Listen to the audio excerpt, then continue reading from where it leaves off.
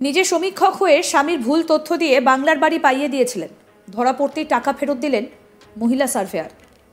কয়েকদিন আগেই দাসপুরের ডিহিচেতুয়া গ্রামে এক পাকা বাড়ির বাসিন্দা সচ্ছল ব্যক্তির নামে বাংলার বাড়ি প্রকল্পের টাকা এসেছিল। অভিযোগ এসেছিল উপভোক্তার স্ত্রী নিজে সার্ভেয়ার ছিলেন বাংলার বাড়ি প্রকল্পের। স্বামীর বাড়ি গোয়ালঘর দেখিয়ে প্রকল্পের টাকা হাতিয়েছিল। খবর হতেই তদন্ত শুরু করেন বিডিও। এরপরই সেই মহিলা সার্ভেয়ার অ্যাকাউন্টের ক্রেডিট হয়ে যাওয়ার টাকা নিয়ে গিয়ে ফেরত দিয়ে দিলেন বিডিও অফিসে। ঘটনাটা ঘটেছে পশ্চিম মেদিনীপুরের দাসপুর ১ নম্বর ব্লকের ডিহিচেতুয়া গ্রামে। ওই গ্রামের বাসিন্দা বামাপদ চাকি অপেক্ষাকৃত সচ্ছল ব্যক্তি বলেই জানেন সকলে। নিজেদের পাকা বাড়ি রয়েছে। এক ছেলে ভিন রাজ্যের সোনার জুয়েলারি কারিগর। তার স্ত্রী রিঙ্কু চাকি একজন স্থানীয় আশা কর্মী।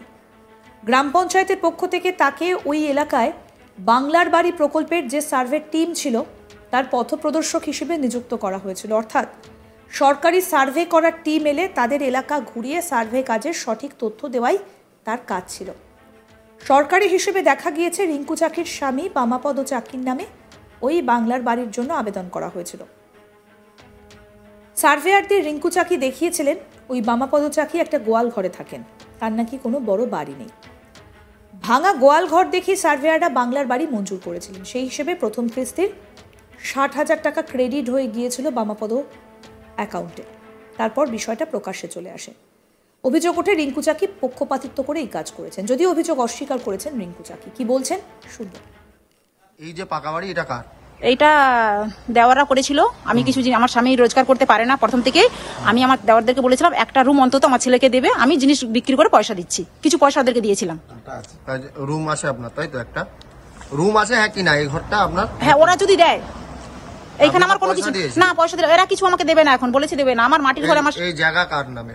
এই জায়গা আমার বড় ভাসুরের নামে। আমাদের কারো কোনো নামে আমাদের কেউ দিয়ে যায় না, আমার স্বামীর নয়। তাহলে আপনারা এখানে আসেন কি করে? আপনাদের জায়গা নামে নেই তো? বাস্তু পরিচয়ে আছি, আমাকে বিয়ে করে নিয়ে এসে আমার স্বামী এসেছি। এই জায়গা নামে আছে না নেই? কার নামে আছে আমি বলতে পারবো না তো। এই তো বললেন ভাসুরের নামে জায়গা। আরে কার রাখানো আছে? বড় আমার স্বামীর নামে নেই। আপনার স্বামীর নামে নেই? না, আমার স্বামীর নামে। শ্বশুরের নামে আছে? হ্যাঁ, আমার শ্বশুরের নামে, তাও আমি জানি না কার নামে আছে। আমরা এখানে আছি। মাটির বাড়িতে কতদিন আগে থাকতেন? মাটির বাড়িতে বছর ৪ হলো আমরা বাড়ি থেকে বেরিয়ে এসেছি। ফাটল ধরার অনুপযুক্ত। ৪ বছর কোথায় আছেন? ৪ বছর কোথায়? আমার দেওয়ার এইখানে দয়া করে আমাকে একটা রুম দিয়েছে থাকার জন্য দয়া করে। এইখানে আমার স্বামীর রুম দেখুন। এইটা তো আপনি কালকে দেখেননি। এইখানটা আমার স্বামী ঘরে থাকে। এখন কোথায় আছেন বলুন? ৪ বছর ধরে কোথায়? ৪ বছর ধরে ওই রুমে আছেন না পাকা ঘরে আছেন? না, এই রুমেই আছে আমার স্বামী, এখানে আছে।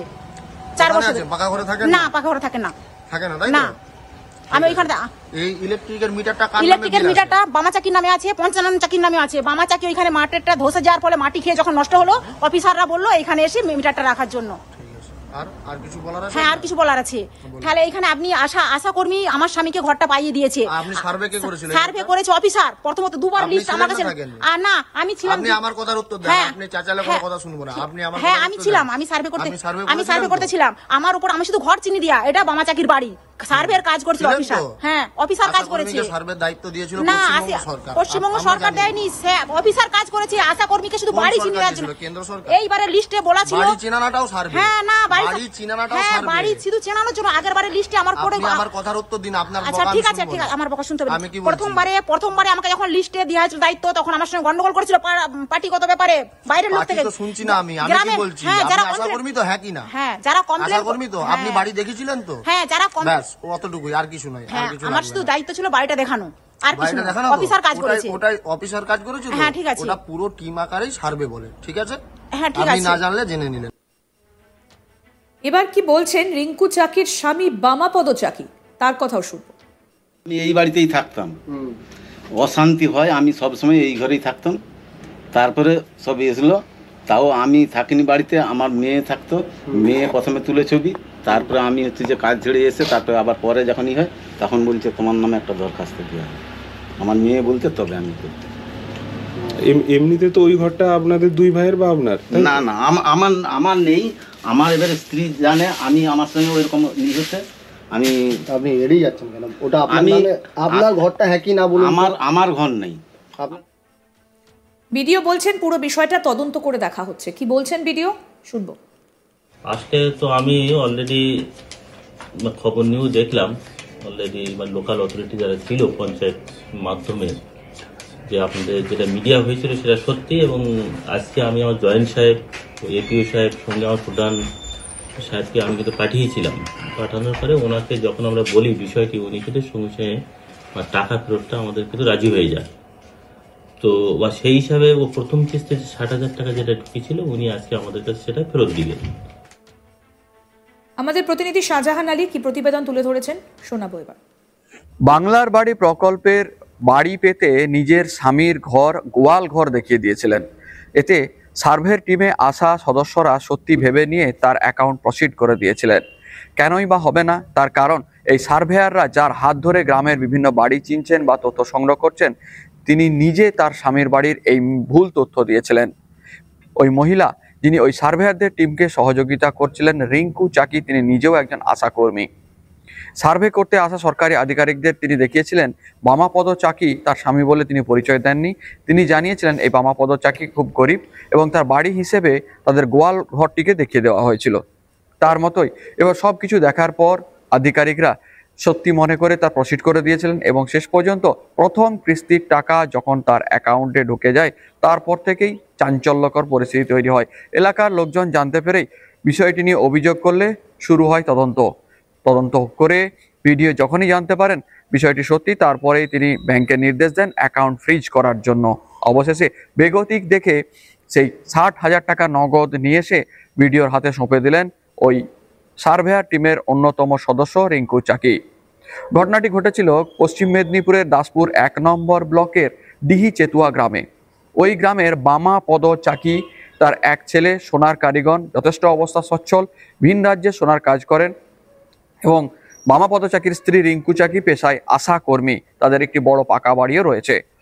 এরপরেও বাংলার বাড়ি প্রকল্পের বাড়ি পেতে আবেদন করে দিয়েছিলেন বামাপদ চাকি। জানা গিয়েছে এই রিঙ্কু চাকি ওই ডিহি চেতুয়া গ্রাম পঞ্চায়েত এলাকাতে যে সরকারি সার্ভেয়ারের টিম এসেছিল, সেই সদস্যদের পথপ্রদর্শক হিসেবে কাজ করেছিলেন। পঞ্চায়েতের পক্ষ থেকে ওই গ্রামে যে সার্ভে যাবে বা সার্ভেয়ারের টিম যাবে, তাদের রাস্তা দেখিয়ে দেওয়া এবং ইনফরমেশন সত্যাসত্য বিচার করার জন্য সহযোগিতা করে দেওয়া। রিঙ্কু চাকির স্বামী বামাপদ চাকি যে ইতিমধ্যেই বাংলার বাড়ির জন্য আবেদন করে দিয়েছেন, তা জানতে পারেননি ঘুণাক্ষরেও ওই সার্ভেয়ারের টিমরা। রিঙ্কু চাকি ভুল ইনফরমেশন দিয়েছিলেন যে তার স্বামীর বাড়িতে, অর্থাৎ বামাপদ চাকির আবেদন যখন সার্ভেয়াররা সার্ভে করছিল, তখন দেখিয়ে দেন যে তার গোয়াল ঘর রয়েছে। গোয়াল ঘরটিকে ভাঙা ছিটেগড়ার গোয়াল ঘরটিকে বাড়ি ভেবে সার্ভেয়াররাও সত্যি মনে করে ইনফরমেশন দিয়ে দিয়েছিলেন। তারপরেই সেই প্রসিড হয়ে যেতে সেখান থেকে বাংলার বাড়ি প্রকল্পের সুবিধা তিনি পেয়ে গিয়েছিলেন। উপভোক্তা হিসেবে প্রথম পর্বের 60,000 টাকাও পেয়ে গিয়েছিলেন। আর তাতেই ওই এলাকায় চাঞ্চল্যকর পরিস্থিতি তৈরি হয়েছিল। কয়েকদিন ধরে এই খবর সংবাদ মাধ্যমে হওয়ার পরেই তোলপাড় পরিস্থিতি তৈরি হয় এবং শেষ পর্যন্ত তদন্তে নেমে ভিডিও ব্যবস্থা নিতে বাধ্য হয়। তারপরেই সেই টাকা অ্যাকাউন্টে ফ্রিজ হয়ে যাওয়ার পর অন্য জায়গা থেকে 60,000 টাকা সংগ্রহ করে এনে ফেরত দেন ভিডিওকে। বিষয়টি নিয়ে ভিডিও দীপঙ্কর বিশ্বাস জানিয়েছেন ঘটনার সত্য মনে হওয়াতে ব্যবস্থা নেওয়া শুরু হয়েছিল, কিন্তু পরবর্তীকালে তিনি টাকা ফেরত দিয়েছেন এবং তার আর্থিক দুরবস্থার কারণে তিনি এই পথ অবলম্বন করেছিলেন। আমরা ব্যাংকে যে অ্যাকাউন্ট ফ্রিজ করতে বলেছিলাম সে তা প্রত্যাহার করে নিতে অনুরোধ করেছি এবং তার বিরুদ্ধে এখনই বড় কোনো ব্যবস্থা নেওয়া হচ্ছে না, তবে তার আর্থিক দুরবস্থার কথা বিবেচনা করে প্রয়োজনীয় ব্যবস্থা নেওয়ার কথাও ভাবা হচ্ছে। আরও আপডেট পেতে দেখতে থাকুন আজ তাক বাংলা। সাবস্ক্রাইব করুন, নোটিফিকেশন পেতে বেল বাটন অপশন প্রেস করুন, হোয়াটসঅ্যাপে ফলো করুন আজ তাক বাংলা। ভিডিওটা লাইক করুন, শেয়ার করুন, কমেন্ট করুন।